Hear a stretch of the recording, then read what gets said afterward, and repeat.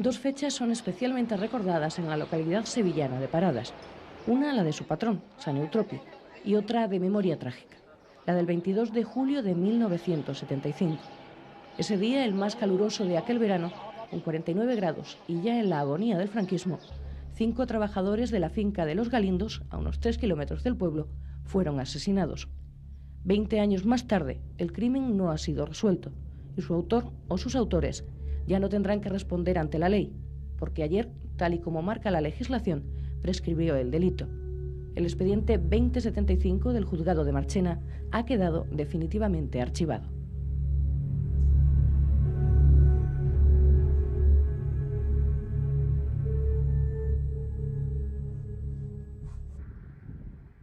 La tarde del 22 de julio de 1975, un trabajador de la finca vio desde lejos que algo estaba ardiendo en el cortijo y alertó a la Guardia Civil de Paradas. Lo primero que encontraron fue un rastro de sangre y la casa del capataz cerrada con un candado. Dentro hallaron en un dormitorio entre 2 camas, según consta en la inspección ocular entonces practicada, el cuerpo de una mujer que tiene completamente hundida la boca y hacia arriba todo el frontal sangrando. Por la Guardia Civil se informa que el cadáver corresponde al de la esposa del encargado del cortijo, llamada Juana Martín. El hallazgo de este primer cadáver impresionó mucho a todos, especialmente al hijo del forense de Marchena, que entonces era estudiante de medicina. Me salí fuera, me asomé al pajar, que estaba todavía ardiendo, y allí, entre las llamas, contemplé que había como una caña ardiendo, y a mí me pareció que era el fémur de una persona que había basculado, por efecto de haberse quemado algunas pajas, había basculado, y entonces apareció como una caña ardiendo. Y cuando subimos, la sorpresa fue tremenda de que había otro cadáver más. Había 2 cadáveres y entre medio un bidón de gasolina. Con el descubrimiento de los cadáveres de José González, mecánico de la finca, y de su mujer, Asunción Peralta, ya eran 3 las víctimas. Poco después, siguiendo uno de los rastros de sangre, se encontró el cuerpo sin vida de Ramón Parrilla, el tractorista, camuflado entre pajas. Bajo la protección de la Guardia Civil, el marqués de Grañina, propietario de la finca, pasó la noche en el cortijo con su administrador. Mientras, Paradas se fue a dormir con 4 vecinos menos y con otro, el capataz de la finca, desaparecido, pero sobre todo con miedo, con mucho miedo. Yo vivía en el campo, vamos, yo salía de nochito y no me atrevía ni salir a la puerta cerrada. Porque como decían que había escondido Zapata, no aparecía y todo el laberinto aquel, pues... Si dormíamos todo el mundo con las puertas cerradas, no nos atrevíamos ni a abrir las ventanas, de susto que teníamos. Mucho miedo también, todo el pueblo estaba asustado, porque claro, son cosas imprevistas que no... En los días siguientes, los periódicos de Sevilla se hacían eco del suceso. Comenzaban las especulaciones e incluso las primeras críticas a la forma en que se habían iniciado las investigaciones. Se toqueteó todo, se permitió la entrada de todo el mundo, aquello era una feria auténtica, desaparecieron por tanto elementales pruebas, huellas y no huellas, fue terrible. Un ejemplo, el equipo de Televisión Española entonces, que va a hacer un reportaje sobre el crimen, desconecta literalmente el frigorífico para enganchar la antorcha, la iluminación, cuando allí además ni se habían tomado huellas ni nada de nada. O sea, el marqués, cuando habla de que aquello era una feria, era una auténtica feria. La feria aún continuaría unos días más, ya que Zapata, el capataz, seguía sin aparecer. Todo apuntaba a que en un rapto de locura, cuya causa no se determinó, había acabado con la vida de su mujer y de 3 de sus empleados. Hasta que el viernes, festividad de Santiago Apóstol, se halló su cadáver, después de la única noche sin vigilancia de la Guardia Civil en el cortijo. Así contaba lo sucedido esa noche el marqués de Grañina, en una entrevista a Radio Sevilla, la única que ha concedido en los últimos años. Me quedé con la pareja de la Guardia Civil. Eso sí, después vino la orden, como me dijo el teniente cuando me tomó declaración, que vino la orden para hacer el paripé, o sea, un poquito de engaño hacia mi persona. Y entonces me quedé. Según el teniente, la pareja se fue, pero me estuvo vigilando toda la noche. No sé de dónde sacan que yo he podido cambiar ningún cadáver, el sitio de cadáver, cuando el mismo teniente dice que yo esa noche estuve vigilado. Durante 3 días habían buscado vivo y armado al que probablemente fue la primera víctima. Zapata estaba en la parte trasera de la casa, semicubierto por una lona y pajas y en un avanzado estado de descomposición. En el momento en el que hoy no, y día y medio, 2 días después, aflojado el cerco, allí me aparezca un cadáver encima, en un sitio concreto donde físicamente no lo estaba 2 días antes, con el cerco hecho. Esto no es introducir un periódico, una hoja de papel, tirarla ahí y después decir, mira, esto nos da una pista o un algo. Ahí hay ineludiblemente ¿Quién logra meter nada menos que un cadáver allí? Ese no ha estado desde el primer momento allí. Muerto Zapata, el caso quedaba sin culpables. A mediados de agosto, 20 días más tarde, la investigación se dio por concluida. Los rumores se desataron y apuntaban a que alguna persona con influencias podría tener algo que ocultar, por lo que habría movido hilos a fin de que las pesquisas finalizaran, aunque nunca se pudo demostrar.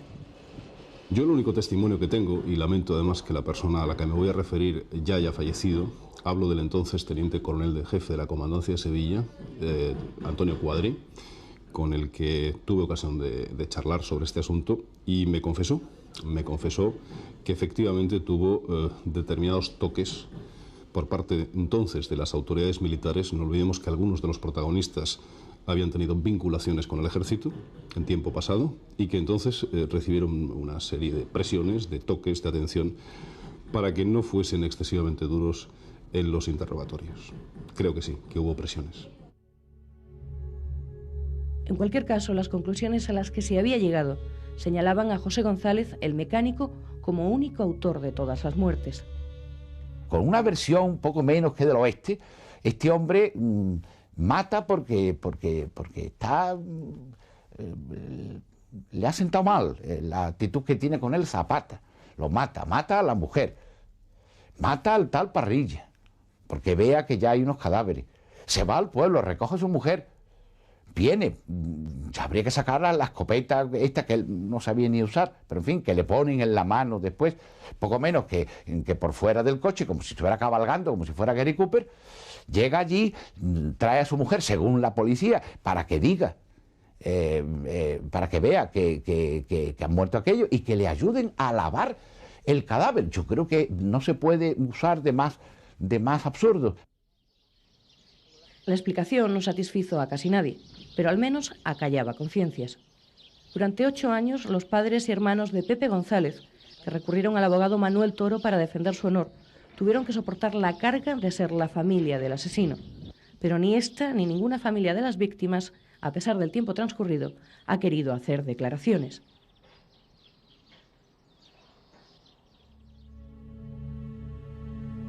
Aunque oficialmente el mecánico había acabado con la vida de todas las víctimas, incluidas la de su mujer y la suya propia, el comentario popular acusó a otros presuntos culpables: el marqués de Grañina, Gonzalo Fernández de Córdoba, y su administrador, Antonio Gutiérrez, si bien es cierto que nunca se han tenido pruebas para inculpar a nadie.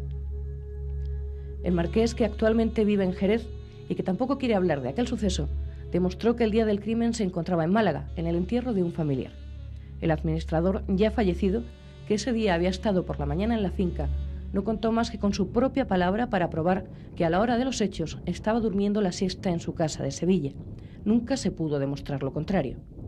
Es un personaje que siempre se mantuvo oculto, también había sido militar, al igual que el marqués, y por tanto, bien, el testimonio de este hombre, hablo de cara a los medios de comunicación, de cara a la radio y a la prensa, pues no pudo contarse nunca con él. Sí me consta que compareció en su momento ante la autoridad judicial, sobre todo en base a muchos comentarios surgidos en paradas. La presencia del marqués, del administrador, es decir, aquello hacía una fabulación muy novelesca que inducía a muchísima gente a pensar en la participación de estos señores, como quiera que no ha sido así, y naturalmente la presunción de inocencia nos tiene que hacer respetar a todas, absolutamente a todas las personas, pues naturalmente yo no puedo afirmar nada en ese sentido.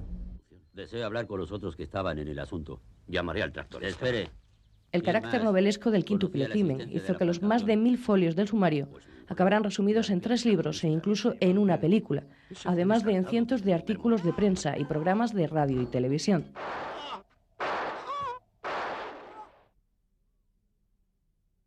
En 1983, el crimen de los Galindos vuelve a estar en la palestra. Durante los días 27, 28 y 29 de enero de aquel año, se procede a la exhumación de los cadáveres de las 5 víctimas, a instancias del entonces juez instructor de Marchena, Heriberto Asencio.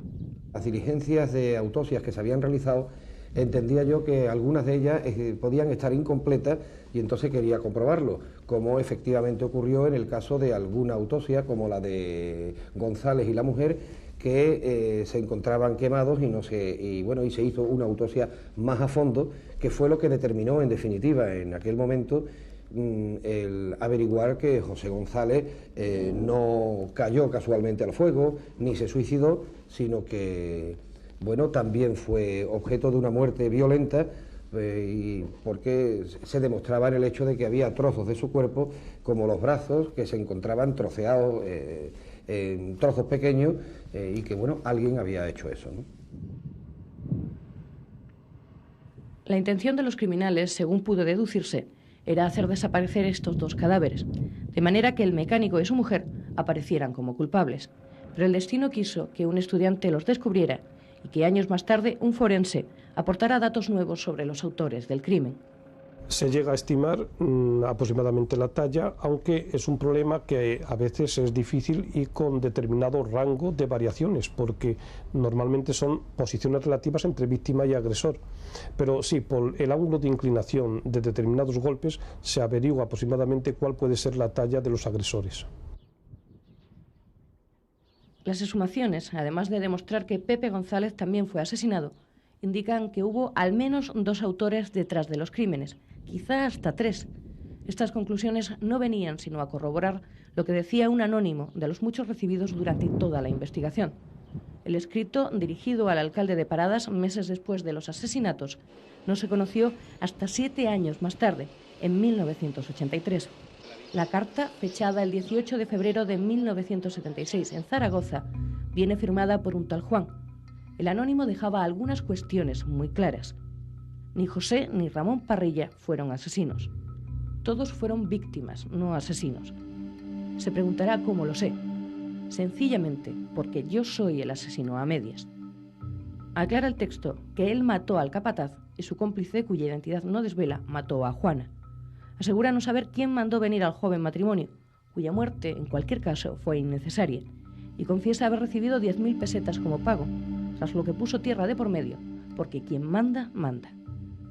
Los anónimos restantes condujeron a otras tantas pistas que hubo que descartar. Pues conducen a la identificación de una persona concreta, cuyo nombre prefiero obviar, aunque aparecerá, aparece seguro que aparece en las actuaciones judiciales, y se trabaja sobre el entorno de esa persona, pero en ningún momento se puede llegar a relacionar a esa persona con el lugar de los hechos, y por consiguiente la investigación simplemente lo que hace es no descartar, sino no llegar a conclusiones suficientemente importantes como para que pueda haber imputaciones. Pero a esa persona no se le pudo encontrar un móvil. Seguía faltando esa pieza fundamental para concluir el puzzle. ¿Qué intereses se escondían detrás del crimen? Desde el 22 de julio de 1975 se habían manejado todo tipo de causas como origen y principio de este quíntuple asesinato. En el tema de los Galindos he oído tantas teorías como pueda haber en el mundo del crimen, es decir, desde un hipotético o hipotética preparación de un golpe de Estado, hasta el tema económico, hasta el tema pasional, pasando por la posibilidad de que fueran extraterrestres. Es decir, se han oído tantas cosas que realmente no se puede afirmar desde luego concluyentemente que hubiera un móvil concreto. Las investigaciones paralelas llevadas a cabo por la Guardia Civil y la policía llegaron a conclusiones dispares. Para la Benemérita, detrás del crimen de los Galindos no estaba sino el azar. Tengo el convencimiento moral de cómo pudieron ocurrir los hechos y ya se lo he manifestado anteriormente. Yo creo que es una muerte accidental. Unas circunstancias accidentales las que se dan ahí. Es decir, son personas que no están relacionadas con el entorno de las víctimas y por eso la investigación no ha llegado a una conclusión. Las investigaciones de la policía siguieron otra línea, el móvil económico. Los asesinos se escudaron en un motivo puramente contable. La finca produciría más trigo, entonces un producto controlado directamente por el Estado, del que se anotaba en los libros de contabilidad. El resto, una cantidad importante, se comercializaba en el mercado negro para beneficio de alguna o algunas personas relacionadas con el cortijo. El capataz de la finca lo habría descubierto y habría amenazado con contarlo, lo que acabó no solo con su muerte, sino con la de otras 4 personas. Se investigaron incluso, yo recuerdo, la posibilidad de que la obtención de los frutos de la cosecha hubiera determinado un tipo de apropiación indebida por parte de algunos de los operarios, pero realmente en aquellas cantidades, aparte de que no dispusimos de la documentación del SEMPA porque lo destruía con cierta periodicidad, habrían tenido que ser tantos y tantos y tantísimos kilos de grano el que se hubieran hurtado para obtener unos mínimos beneficios, que parece que no justifica el mosqueo, entre comillas, que hubiera determinado las muertes, ¿no? Para lograr estos datos se investigó la contabilidad de la finca durante los años anteriores al crimen, así como la producción media de trigo de los cortijos colindantes, muy superior a la obtenida en los Galindos. Pero faltaban algunos libros de cuentas, los correspondientes a los años 73, 74 y 75. Lo único que logró determinarse finalmente es que Zapata fue el primero en morir, con el cráneo destrozado por los golpes dados con una pieza de maquinaria agrícola. De forma similar encontró la muerte su mujer, Juana Martín. Ya nadie más debía morir. Pero Ramón Parrilla llegó con el tractor para cargar agua. Al entrar en la sala de máquinas recibió el primer disparo. Buscó ayuda en la casa de Zapata, que se encontró cerrada, e intentó huir. Entonces le dispararon por segunda vez y por la espalda. Se supone que en este intermedio es cuando Pepe González, a eso de las 3, fue a Paradas a por su mujer, Asunción, quizá para que ayudara a Juana. En ese menester y ante los asesinos, cuando le intenta auxiliar, es golpeada en la nuca. Su marido nada puede hacer y es golpeado también. Los trasladan al Almiar y les prenden fuego para eliminar pruebas.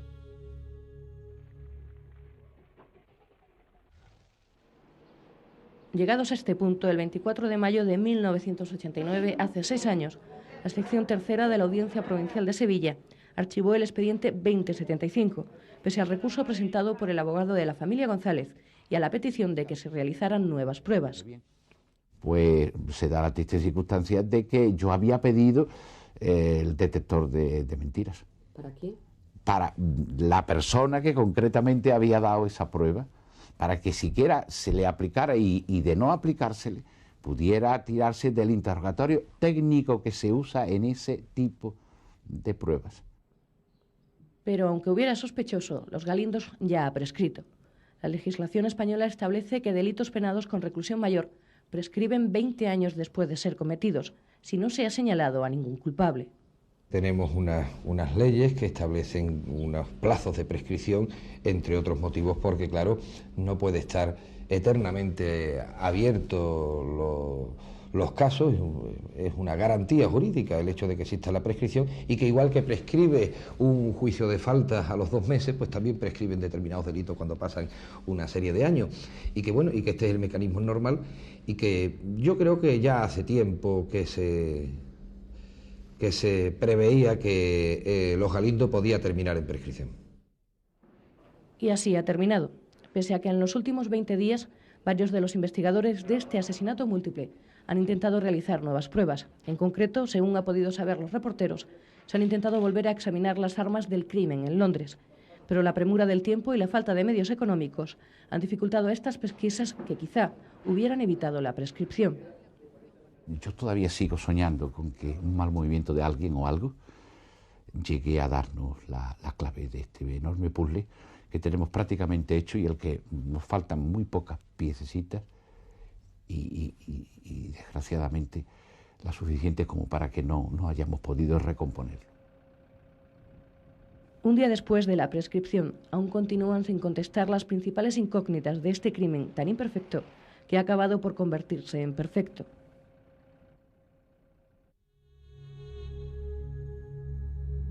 ¿Quiénes cometieron los asesinatos? ¿Por qué? Preguntas que posiblemente nunca tengan respuesta. Dicen los investigadores que los autores pudieron ser 3 y que de los 3 sospechosos contra los que nunca tuvieron pruebas, 2 ya han muerto. 5 crímenes de hace 20 años se archivarán, como tantos otros que jamás pudieron o quisieron ser resueltos. Y con ellos el crimen de los Galindos pasará a formar parte de la interminable nómina de la España negra.